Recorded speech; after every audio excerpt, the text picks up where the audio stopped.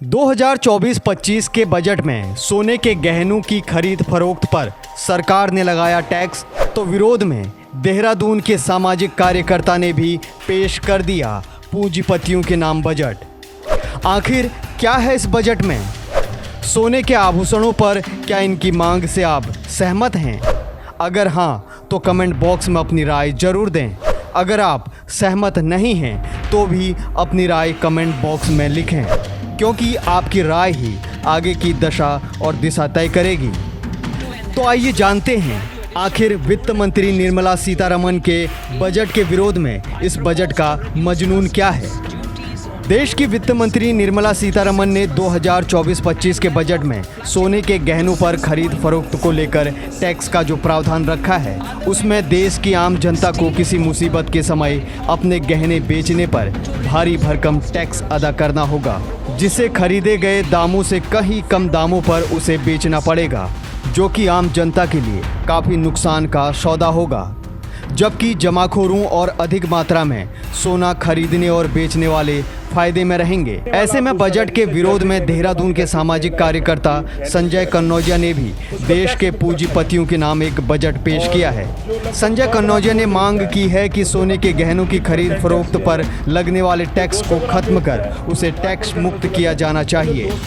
सामाजिक कार्यकर्ता और जनहित के मुद्दों पर काम करने वाले संजय कन्नौजिया ने प्रेस कॉन्फ्रेंस कर क्या कुछ कहा, आपको सुनाते हैं। कम से कम 20 किलो वसूला जाए और जो 5 से 10 किलो के बीच में है उसको 40 वसूला जाए, 40% वसूला जाए, और जो 10 किलो से जो अधिक बेचेगा उसे 50% वसूला जाए।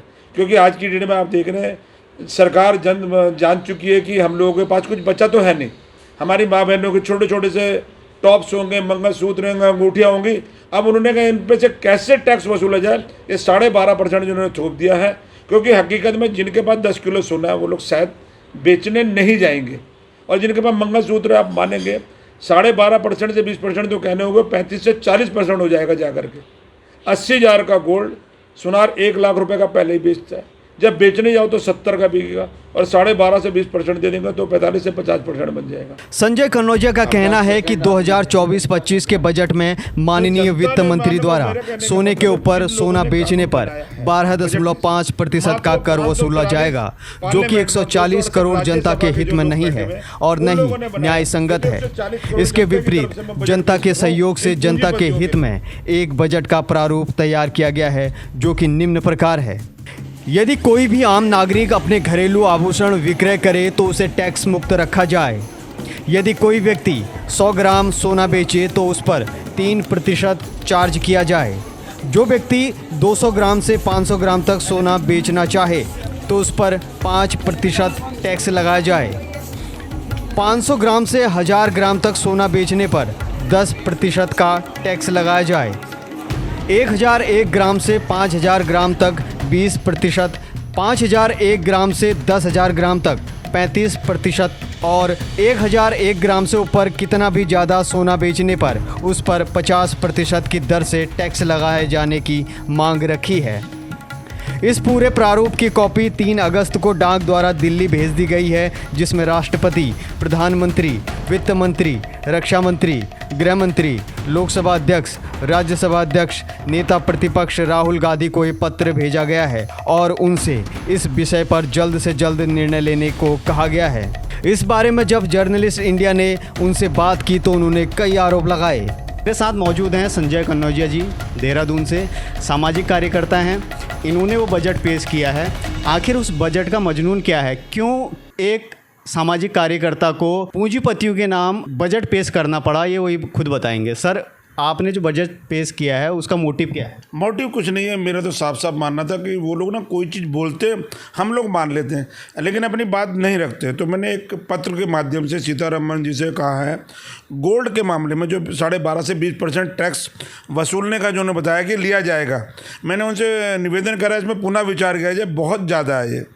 और उसी उसमें मैंने बताया कि अगर आपको लगता है वसूल किया जाए तो 12.5 से 20% ना करके 50% वसूल किया जाए, जो कि 140 करोड़ जनता की तरफ से मैंने एक उसका प्रारूप तैयार करा है। मैंने उनको पत्र भेजा, पत्र में आपको मैं दिखाता हूँ, मेरे पास में है। मेरा सिर्फ ये कहना है कि हम लोग वो लोग कोई चीज़ को बोले, सरकार हमारे से, हम सरकार से नहीं है। सरकार हमारे पैसों से चल रही है। आप हर रोज़ नया बजट लाते हैं। आपको पता होना चाहिए कि देश में आज के डेट में बेरोजगारी कितनी है, महंगाई कितनी है। कल को शादी ब्याह होगा, बच्चों का पढ़ाई होगी, बीमारी है, आदमी अपना गोल्ड बेच के गुजारा करता है। लेकिन इनके 12.5 से 20% करने से गोल्ड की वैल्यू 50% घट जाएगी। पहले तो आप 80,000 का गोल्ड खरीदते हैं तो 1 लाख में मिलेगा, जब बेचने जाएंगे तो 12,500 का बिकेगा। 12.5% ये काट लेंगे तो गोल्ड की वैल्यू कहाँ रह गई? इसकी तो इसकी साख गिर रही है। तो मैंने इनसे निवेदन करा है कि आप एक बजट उसका सिस्टम बना दें। अगर कोई पहनने वाली ज्वेलरी है उसे टैक्स मुक्त रखा जाए। जो पहनने वाली ज्वेलरी जो भी पहन रहा है उसको टैक्स मुक्त रखे, क्योंकि आप सरकार जान चुकी है जनता के पास कुछ रह नहीं गया।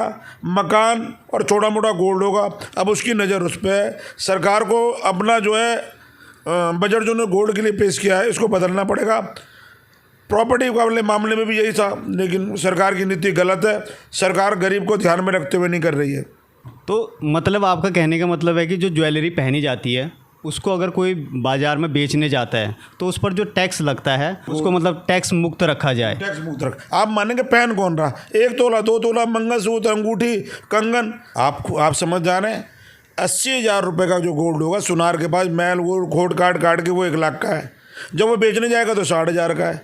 तो कहने का मतलब आप कहाँ ले जा रहे हैं इस बात के लिए? आपने कैसे, आप सरकार बहुत समझदारी से लाई, उनको पता कुछ बचा तो है नहीं, बच्चा कुछ गोल्ड ले लो, रोजगार तो दे नहीं रही है। इस पे जो आप कोर्ट जाने की बात कर रहे हैं वो क्या मसला है? मतलब कोर्ट किस बेस पे जाएंगे? नहीं सर, कोर्ट के सामने निवेदन करेंगे। मैं तो चाहूँगा सबसे बड़ी कोर्ट तो जनता है। मैं जनता की अदालत में जाऊँगा, कोर्ट में जाऊँगा कि अगर कोई भी व्यक्ति है।